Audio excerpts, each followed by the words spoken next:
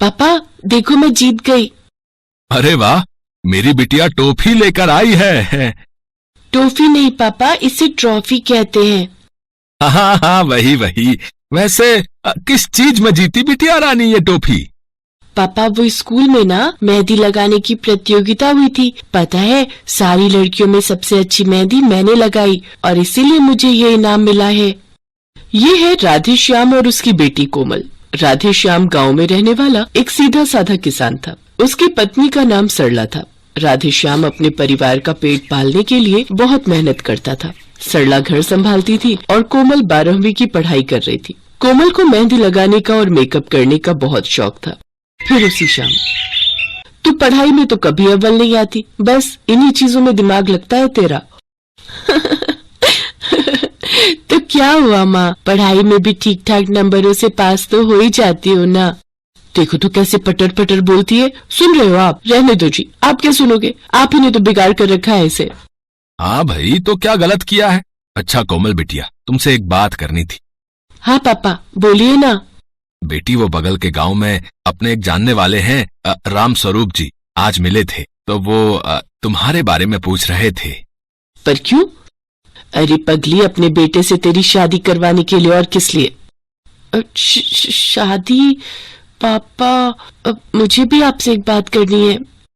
हाँ बताओ बेटिया। पापा मैं ना 12वीं के बाद शहर जाना चाहती हूँ। हैं? पर क्यों? माँ, मैं ना शहर जाकर ब्यूटिशियन का कोर्स करना चाहती हूँ और फिर कोर्स करने के बाद वही शहर में ही एक बढ़िया सा ब्यूटी पार्लर खोलना चाहती हूँ। पर बेटिया, इस सब में तो। हाँ पापा, इस सब में बहुत खर्चा होगा, लेकिन पापा मैं आपसे वादा करती हूँ कि मैं पूरी मेहनत से काम सीखूंगी और फिर खूब पैसे कमाऊंगी। अरे पर तुझे शहर भेजने के लिए पैसे आएंगे कहाँ से? अब इंतजाम हो जाएगा। अगर कोमल जाना चाहती है तो उसे जाने दो, मैं कुछ इंतजाम कर ही लूंगा। राधे श्याम से मंजूरी मिलने से कोमल बहुत खुश थी। उधर रात को सरला ने राधे श्याम से पूछा, आपने कोमल से झूठ क्यों कहा? मैंने कब झूठ कहा? आपने कहा ना कि पैसों का इंतजाम हो जाएगा, पर कैसे? इतने पैसे कहाँ हैं हमारे पास? अरे तुम चिंता मत करो, भगवान की दया से इस बार फसल ठीक ठाक हुई है, और अगर कुछ कमी रह गई तो साहूकार जी से कुछ पैसे उधार ले लूंगा, फिर चुकाता रहूंगा आराम से। और क्या आराम से? वो लाला खाल खींच लेता है, भूल गए क्या? देखो सरला, पहली बार तो कोमल ने कुछ मांगा है और मुझे अपनी बेटी पर पूरा भरोसा है। तुम देखना, एक दिन वो तुम्हारा, मेरा और इस रामपुरा का नाम रोशन करेगी। हाँ। कुछ दिन बाद ही कोमल का 12वीं का रिजल्ट आया और वो अच्छे नंबरों से पास हो गई। फिर उसने शहर में एक अच्छे इंस्टीट्यूट में ब्यूटिशियन के कोर्स के लिए एडमिशन ले लिया। राधे श्याम ने अपनी पूरी फसल बेचकर और कुछ पैसे उधार लेकर सारा इंतजाम किया। कोमल अपना सपना साकार होते देख बहुत खुश थी, तो उसे खुश देखकर राधे श्याम और सरला भी खुश थे। अच्छा पापा, चलती हूँ, अपना ख्याल रखना, और माँ तुम भी। तू खुद ही तो जाना चाहती थी, अब रो क्यों रही है पगली? अच्छा अच्छा, चलो थोड़े आंसू इसकी विदाई के लिए बचा कर रखो। इसके बाद कोमल शहर चली गई और खूब मन से ब्यूटिशियन का कोर्स करने लगी। वो समझती थी कि उसके पिता ने उसके लिए कितनी मेहनत की है, इसीलिए वो भी बिना किसी लापरवाही के सब कुछ सीखने लगी। इंस्टीट्यूट में चाहे कोई एग्जाम हो या फिर कोई कंपटीशन, पहले नंबर पर हमेशा कोमल ही होती थी। फिर एक दिन, नमस्ते पापा, कैसे हो आप? हम ठीक हैं बेटिया, तुम कैसी हो? मैं भी अच्छी हूँ पापा। पापा आपको पता है, आज मैंने बहुत अच्छी चीज सीखी। अच्छा, तो बताओ क्या सीखा? पापा वो कुछ घरेलू सामान और कुछ सब्जियों से भी हम अपनी त्वचा का बहुत अच्छे से ख्याल रख सकते हैं, और इसे हर्बल कॉस्मेटिक कहते हैं। क्या? हरीलाल? हाँ पापा, हरीलाल। खैर छोड़ो, अब माँ कैसी है? अच्छी है, दिन रात तुझे याद करती है।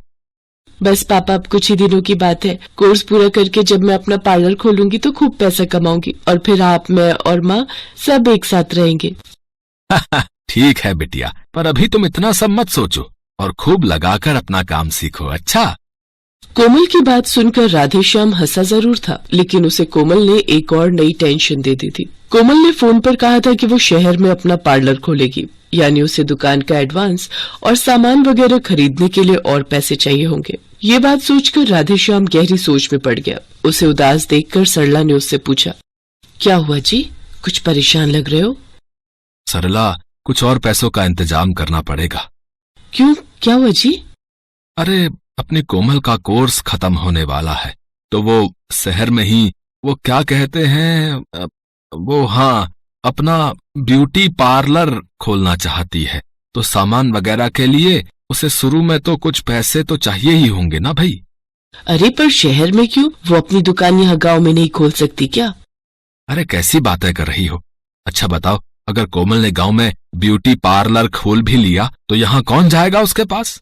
उसने बताया मुझे, शहर में पूरे 100 रुपयों में तो बाल काटते हैं और सजाने संवारने के पूरे 1000 रुपए लेते हैं ब्यूटी पार्लर वाले। हाँ, अब बताओ, तुम करोगी खुद पर इतना खर्चा? ना बाबा, इतना महंगा, हम तो घर पर ही सज लेते हैं।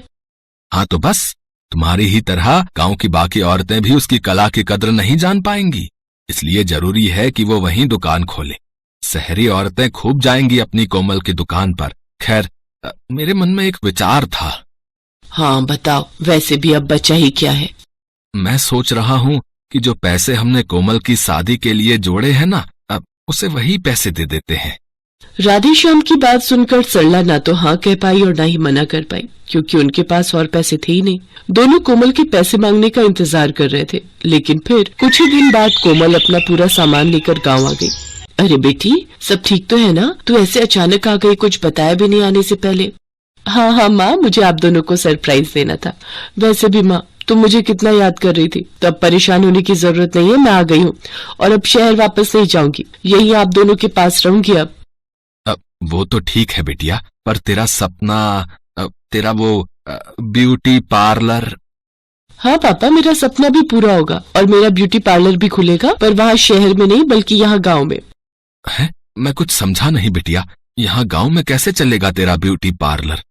खूब चलेगा पापा। जब मैं कोर्स कर रही थी ना, तभी मेरे दिमाग में आइडिया आया कि केमिकल से भरे हुए प्रोडक्ट से तो कोई भी अपनी स्किन को अच्छा कर सकता है और मेकअप वगैरह भी कर सकता है, पर मैं कुछ अलग करूंगी। मैं सिर्फ देसी चीजों का इस्तेमाल करूंगी और उन्हें भी खुद अपने खेत में उगाऊंगी। बात सुनने में तो अच्छी लग रही है बिटिया, पर मुझे तो गेहूं और धान के अलावा कुछ और उगाना आता ही नहीं है। पापा उसकी टेंशन मत लो आप, आपकी होनहार बेटी अब सब सीख कर आई है। हम अपने खेत में एलोवेरा, मेहंदी, हल्दी, गुलाब जैसी कई चीजें उगाएंगे और इन सब से मैं खुद अपने हाथों से ब्यूटी केयर प्रोडक्ट बनाऊंगी, जो असरदार भी होंगे और सस्ते भी। फिर आप देखना, यहाँ गांव की औरतें भी मेम साहब बनकर निकला करेंगी अपने घरों से। वो सब तो ठीक है, पर बेटिया, गांव की औरतें तुम्हें अपनी मेहनत की सही कीमत नहीं दे पाएंगी। यहाँ तुम्हें कोई फायदा नहीं होगा। अरे, तो ये किसने कहा कि जरूरतें सिर्फ शहरों में ही पूरी होती हैं? अगर अच्छी चीजों के लिए गांव के लोग शहर जा सकते हैं, तो शहर के लोग गांव भी आ सकते हैं पापा। बस जरूरत ये है कि हम वाकई लोगों को वो क्वालिटी और सर्विस दें, जिससे लोग सीधे हमारे पास ही आए। और वैसे भी अपना गांव शहर से बहुत ज्यादा दूर नहीं है पापा। अगर मैंने जो सोचा है वो ठीक से कर पाई तो आप देखना, यहाँ गांव में ही क्या करके दिखाऊंगी। अगले ही दिन से कोमल और राधेश्याम जी जान से अपने खेत में जुट गए। कुछ ही दिनों में उनके खेत में हर वो चीज मौजूद थी जो स्किन केयर या मेकअप के काम आ सकती थी। कोमल ने अपनी शादी के लिए जोड़े गए पैसों से अपने घर को एक पार्लर का लुक दिया, जहाँ लोगों को वेटिंग में बैठने के लिए कुर्सी नहीं बल्कि खाट दी गई थी। गांव की औरतों को कोमल का ग्राहक बनने में समय नहीं लगा, लेकिन कमाल की बात ये थी कि हर्बल पार्लर की खबर सुनते ही शहर से भी बड़ी तादाद में लड़कियां और औरतें रामपुरा गाँव आने लगी, जिससे कुछ ही समय में कोमल की अच्छी खासी कमाई शुरू हो गई और बहुत तेजी से सब कुछ बदलने लगा। मैंने कहा था ना पापा, अपना पार्लर खूब चलेगा। हाँ बेटिया, सच में तुमने कमाल कर दिखाया। सरला, देख रही हो अपनी बिटिया को? जितना मैं 6 महीने में नहीं कमा पाता था, उतना इसने बस 1 महीने में ही कमा कर दिखा दिया। राधेश्याम खुशी के आंसू लिए वहाँ से चला गया और गांव की चौपाल पर अपने दोस्तों के साथ बैठकर बात करने लगा। तभी वहाँ एक बड़ी गाड़ी आकर रुकी। उसमें से एक महिला ने राधेश्याम से पूछा, सुनिए अंकल, ये कोमल का गाँव है ना, वो जो? हाँ, आप बिल्कुल सही जगह आई हैं। आप आगे से दाएं चले जाइए, कोमल बिटिया का हर्बल ब्यूटी पार्लर वही है। कोमल ने न सिर्फ अपने माता पिता का नाम रोशन किया, बल्कि अब तो रामपुरा को भी उसके नाम से ही जाना जा रहा था। लेकिन ये जीत अकेले कोमल की नहीं थी, बल्कि उस विश्वास की भी थी जो राधेश्याम को हमेशा से अपनी बेटी पर था।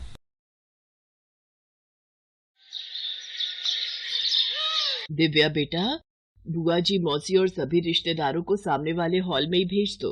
भावना आ गई है, वो वहीं सबका मेकअप कर देगी। मम्मी, मुझे भावना से तैयार नहीं होना, बहुत ही सस्ता मेकअप यूज करती है वो। मैं तो मार्केट में जो नया ब्यूटी पार्लर खुला है वहीं तैयार होने जा रही हूँ। आप हो जाना उस भावना से तैयार। चल निधि, हम तैयार होने चलते हैं। आखिर मेरे इकलौते भाई की शादी है, इतनी सस्ती ब्यूटी पार्लर वाली से थोड़ी तैयार होंगी मैं। इस लड़की का दिमाग भी पता नहीं कहाँ रहता है। भावना इतना अच्छा मेकअप करती है, मेरी खास सहेली की बेटी है, कोई बाहर की तो है नहीं। इतने सालों से हमारे घर आ रही है। जब भी कहीं जाना होता है, बेचारी को एक बार फोन में लगाती हूँ और झटपट चली आती है। आज तक इसने कभी मना नहीं किया मुझे। मैं ही चली जाती हूँ तैयार होने। बहन जी, मुझे मेहमानों के बीच पहले पहुंचना है। मैं जरा भावना से जूड़ा बनवाकर साड़ी पहन लेती हूँ, नहीं तो वैभव के पापा गुस्सा करेंगे कि अभी तक तैयार नहीं हुई।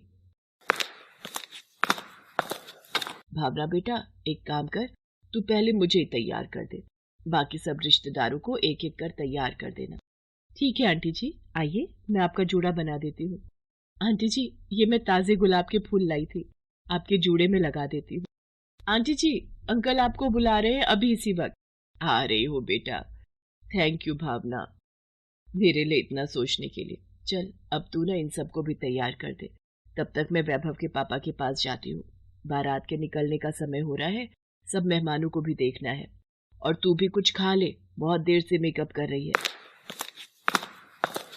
क्या हुआ, इतने परेशान क्यों हो?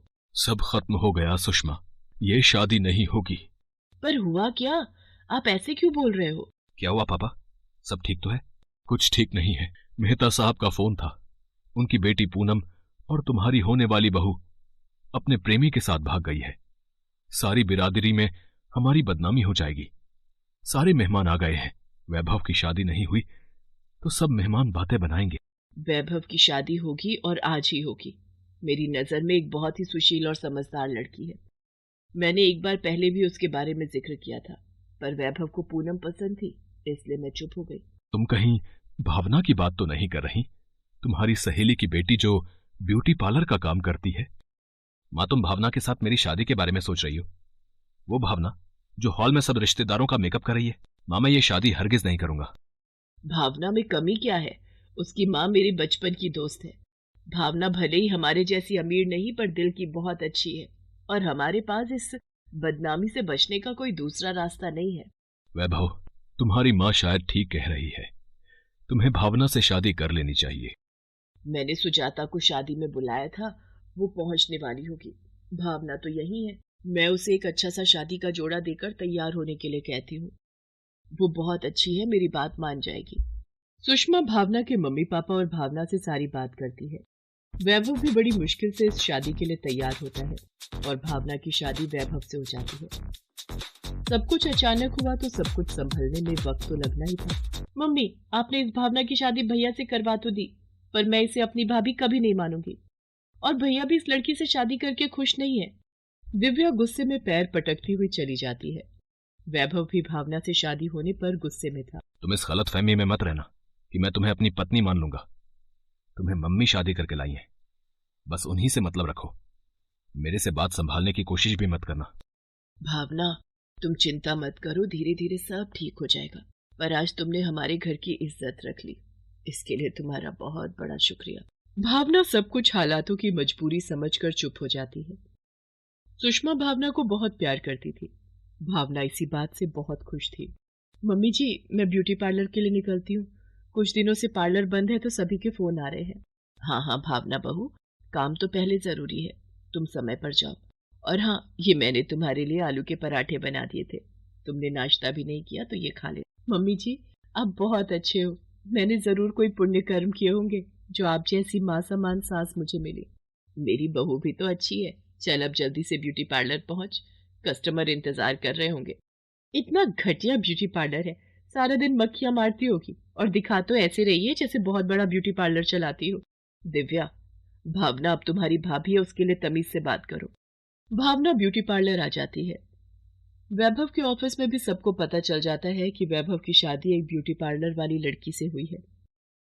कुछ दिन बीत जाते हैं, सब कुछ ऐसे ही चल रहा था।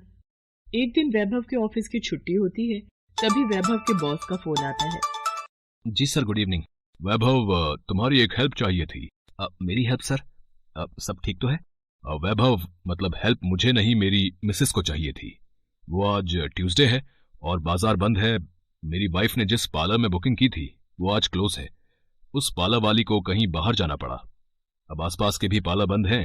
हमें नजदीकी रिश्तेदारों में आज फंक्शन में जाना है और मेरी वाइफ को साड़ी बांधनी नहीं आती है। मुझे पता चला था कि तुम्हारी वाइफ का ब्यूटी पार्लर है। अगर वो मेरी वाइफ की मदद कर देती है, मतलब तुम्हें कोई परेशानी ना हो तो। नहीं सर, आप कैसी बातें कर रहे हैं? भावना को कोई परेशानी नहीं होगी। ठीक है, तो मैं एक काम करता हूँ, अपनी वाइफ को गाड़ी में तुम्हारे घर भेज देता हूँ। सर, मैं खुद भावना को आपके घर ले आता हूँ, आप परेशान मत होइए। ओह, फिर तो बहुत अच्छी बात हो जाएगी। ठीक है, तुम मेरे घर ही आ जाओ। मैंने भावना को इतना गलत बोला है, अब उसे किस मुंह से कहूँ कि वो बॉस की वाइफ को तैयार करने के लिए मेरे साथ इनके घर चले। मैंने सब सुन लिया है, आप परेशान मत हो, मैं आपके साथ चलती हूँ। मुझे 2 मिनट बस मेकअप किट रखना है। वैभव भावना को लेकर अपने बॉस के घर जाता है। भावना वहां जाकर बॉस की पत्नी को रेडी कर देती है। भावना, तुम तो बहुत सुंदर मेकअप करती हो। मैं तो अब तुम्हारी परमानेंट क्लाइंट बन गई हूँ। Thank you so much. मेरे लिए बहुत खुशी की बात है कि मैं आपके काम आ सकी। वैभव सचमुच अपने व्यवहार के लिए शर्मिंदा था। वो भावना से सॉरी बोलता है। सॉरी भावना, मैंने तुमसे बहुत गलत व्यवहार किया। नहीं नहीं, आपको मुझे सॉरी कहने की कोई जरूरत नहीं है। देखा बेटा, भावना कितनी अच्छी लड़की है। आखिर मेरी पसंद कभी गलत हो ही नहीं सकती। मम्मी, ये देखो मेरी फ्रेंड मेरे लिए न्यू कंपनी की ब्लीच लेकर आई है। उसने कहा ये ब्लीच इंस्टेंट है, लगाते ही 5 मिनट में असर कर देती है। कल मेरे कॉलेज का फेयरवेल है, मैं सोच रही हूँ यही ब्लीच लगा लूं। दिव्या, ये ब्लीच अच्छी कंपनी की नहीं है। मेरे पास भी कोई इसे बेचने के लिए आया था, पर इस ब्लीच के बारे में मैंने सुना हुआ था। कई लोगों के फेस पर इस ब्लीच को लगाकर रिएक्शन हो गया और एलर्जी हो गई। तुम अपने काम से काम रखो, बीच में मत बोला करो। मैं यही ब्लीच लगाऊंगी। दिव्या भावना की बात को अनसुनी कर देती है और ब्लीच लगा लेती है। पर ब्लीच लगाने के कुछ देर बाद ही दिव्या के फेस पर एलर्जी हो जाती है और उसका फेस लाल हो जाता है। ये क्या, मेरे फेस पर ये एलर्जी कैसे हो गई? मेरा फेस तो पूरी तरह से लाल हो गया है। उफ, और खुजली भी बहुत हो रही है। मैं क्या करूं? मुझे तो कॉलेज फेयरवेल में पहुंचना है। भावना ने तुम्हें मना किया था कि ये ब्लीच मत लगाओ, पर तुमने उसकी बात को अनसुना कर दिया। अब मैं भी क्या कर सकती हूँ? भावना से पूछो, शायद उसके पास इस एलर्जी को दूर करने का कोई उपाय हो। भावना भाभी, मेरी मदद करो, मेरा तो पूरा फेस एलर्जी से भर गया है। मुझे शाम को फेयरवेल के लिए पहुंचना है। घबराओ नहीं दिव्या, कुछ नहीं होगा। सबसे पहले ये एलर्जी ठीक करने वाली टैबलेट खाओ, बाकी मैं तुम्हारे फेस पर एक पैक लगा रही हूँ, इससे तुम्हारे फेस को ठंडक मिलेगी। भावना इसी तरह दिव्या को कुछ आरामदायक चीजें देती है, जिससे कुछ ही घंटों में दिव्या का फेस बिल्कुल ठीक हो जाता है। थैंक यू भावना भाभी, आप बहुत अच्छी हो। मैंने आपको हमेशा गलत समझा, आपका कभी सम्मान नहीं किया, हमेशा अपमान किया। आप मेरी सबसे प्यारी भाभी हो। सबसे प्यारी भाभी और सबकी प्यारी बहू भी। इतना प्यार देखकर भावना की आंखों में आंसू आ जाते हैं और वो दिव्या को गले से लगा लेती है। Thanks for watching.